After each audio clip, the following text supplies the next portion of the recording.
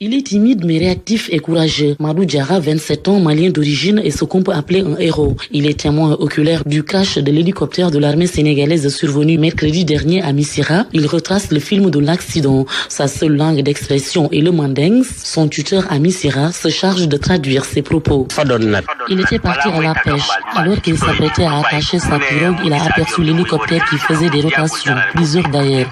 Le moteur s'est éteint et du coup l'hélicoptère est tombé. Dans un premier temps, il pensait que c'était dans l'eau, mais c'était pas le cas. Mais quand il s'est rapproché de la mangrove, il a entendu des cris.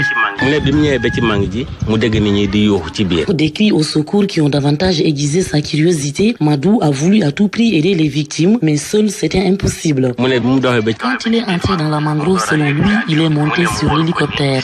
Il cherchait par où entrer, mais rien. Ensuite, il a vu une porte cassée.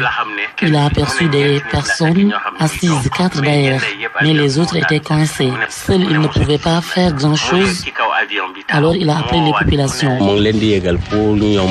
Les populations ont répondu massivement à l'appel. Elles ont assailli les lieux pour sauver les survivants du crash. Les opérations de sauvetage étaient rudimentaires, mais cela en valait la peine selon Madou Diarra. Il dit que quand l'hélicoptère est tombé, toutes les lampes s'étaient éteintes. Mais lui avait une torche.